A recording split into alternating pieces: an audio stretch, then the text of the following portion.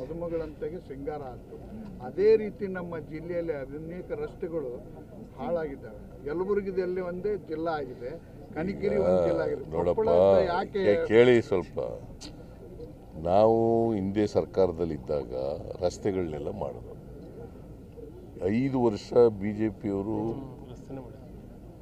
ಇಬ್ಬರು ಮುಖ್ಯಮಂತ್ರಿಗಳಾದರು. ಕುಮಾರಸ್ವಾಮಿ ಒಬ್ಬರು ಮುಖ್ಯಮಂತ್ರಿ ಇದ್ದರು ನಮ್ಮ ಸರ್ಕಾರದ ಸಮ್ಮಿಶ್ರ ಸರ್ಕಾರದಲ್ಲೇ.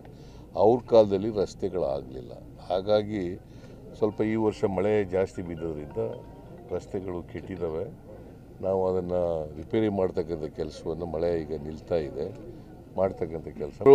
ಅರ್ಕಾವತಿ ಬಡಾವಣೆ ಬಗ್ಗೆ ಪತ್ರ ಬರೆದಿದ್ದರೆ ಅದನ್ನು ಸರ್ಕಾರ it will look into it. ಮಾಹಿತಿ ಸೋರಿಕೆ ಆಗ್ತಾ ಇದೆ. ರಾಜ್ಯಪಾಲ ಬರೆದಿರೋ ಪತ್ರ ಅಂತ ರಾಜ್ಯಪಾಲರು ಪತ್ರ ಬರೆದಿದ್ದಾರೆ. ನಂಗೆ ಗೊತ್ತಿಲ್ಲಪ್ಪ. ರಾಜ್ಯಪಾಲರ ಕಚೇರಿಯಿಂದಲೇ ಸೋರಿಕೆ ಆಗ್ತಾ ಇರ್ಬೋದು. ಅವ್ರು ಸರಿಯಪ್ಪ, ಅವ್ರದ್ದೇ ತನಿಖೆ ಆಗಲಿ, ಅವ್ರ ಕಚೇರಿಯಿಂದಲೇ ತನಿಖೆ ಸೋರಿಕೆ ಆಗ್ತಾ ಇರ್ಬೋದು. ಪತ್ರಿಕೆಯಲ್ಲಿ ಓದಿದ್ದೀನಿ ನಾನು. ರೀಡು ಸುಪ್ರೀಂ ಕೋರ್ಟ್ನವ್ರು ಹೇಳಿದ್ರಿ, ಇದು ರೀಡು ಅನ್ನೋ ಪದನ ಸುಪ್ರೀಂ ಕೋರ್ಟ್ನವ್ರು ಹೇಳಿ. ಹಾಲಿನ ದರ ಕಡಿತ ಮಾಡ್ತಾ ಇದ್ದಾರೆ ಸರ್. ಏನು ಹಾಲಿನ ದರ? ಈ ಕೋಲಾರದಲ್ಲಿ ನೀವು ಹಾಲಿನ ದರವನ್ನ ಹೆಚ್ಚಳ ಮಾಡಿ ರೈತರಿಗೆ ಕೊಡ್ತೀನಿ ಅಂತ ಹೇಳಿದ್ರಿ. ನೋಡಪ್ಪ, ಅಲ್ಲಿ ನಾನು ಹೋದಾಗ ಮಾಗಡಿನಲ್ಲಿ, ಕೋಲಾರದಲ್ಲ, ಮಾಗಡಿನಲ್ಲಿ ಭಾಳ ಜನ ಮಿನಿಸ್ಟ್ರಿಗಳು, MLAಗಳು, ರೈತರು ಮತ್ತು ಮಿಲ್ಕ್ ಯೂನಿಯನ್ನವರು, ಬೆಂಗಳೂರು ಮಿಲ್ಕ್ ಯೂನಿಯನ್ನವರು ಒತ್ತಾಯ ಮಾಡಿದ್ರು.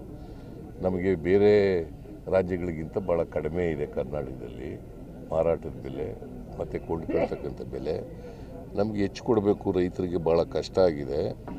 ರೈತರಿಗೆ ಇವತ್ತು ಜಾನುವಾರುಗಳು ಉಪಯೋಗಿಸ್ತಕ್ಕಂಥ ಆಹಾರ ಪದಾರ್ಥಗಳು, ಹಸುಗಳಿರ್ಬೋದು, ಎಮ್ಮೆಗಳಿರ್ಬೋದು, ಉಪಯೋಗಿಸ್ತಕ್ಕಂಥ ಹಿಂಡಿ, ಬೂಸ ಇವೆಲ್ಲ ಜಾಸ್ತಿ ಆಗಿದೆ, ಫೀಡೆಲ್ಲ ಜಾಸ್ತಿ ಆಗಿದೆ. ಅದಕ್ಕೋಸ್ಕರ ಜಾಸ್ತಿ ಮಾಡಿ ಅಂತ ಕೇಳಿದ್ರು.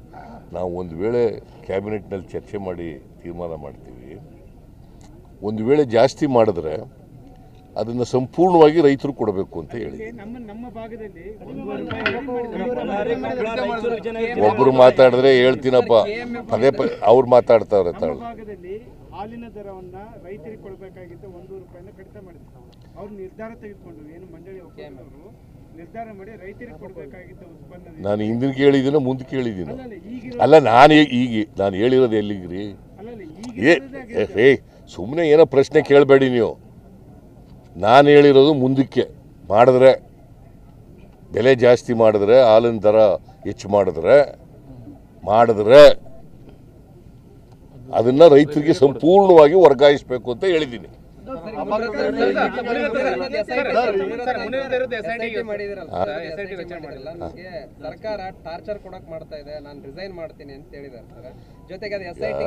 ನಮಗೆ ನಾವು ದ್ವೇಷದ ರಾಜಕಾರಣ ಮಾಡಲ್ಲ ಯಾರ ಮೇಲೂ. ಈಗ ಅಫೆನ್ಸ್ ಮಾಡುವಂತ ನಾವು ಹೇಳಿದೀವ ಯಾರಿಗಾರು?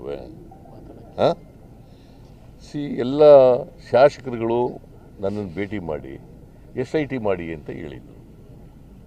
ಯಾಕಂತಂದರೆ ಒಂದು ಅಫೆನ್ಸ್, ಒಂದು FIR ಅಲ್ಲ ಅವ್ರ ಮೇಲೆ ಆಗಿರೋದು, ಮುನಿರತ್ನ ಅವ್ರ ಮೇಲೆ. ಒಂದು ಎಕ್ಸ್ಟಾರ್ಷನ್ಗಾಗಿದೆ, ಎರಡನೇದು PCR ಆ್ಯಕ್ಟ್ನಲ್ಲಾಗಿದೆ, ಮೂರನೇದು ರೇಪ್ ಕೇಸ್ಗಾಗಿದೆ. ಏನು ಮಾಡ್ಬೇಕು ಹೇಳಿ ನೋಡೋಣ, ನೀವೇ ಹೇಳ್ರಿ.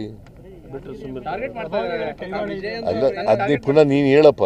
ಟಾರ್ಗೆಟ್ ಮಾಡ್ತಾ ಇದ್ದೀವ ಈಗ, ಅಫೆನ್ಸ್ ಮಾಡುವಂತ ಹೇಳಿ FIR ಆಗಬೇಕಾದ್ರೆ ಏನು ಮಾಡಬೇಕು?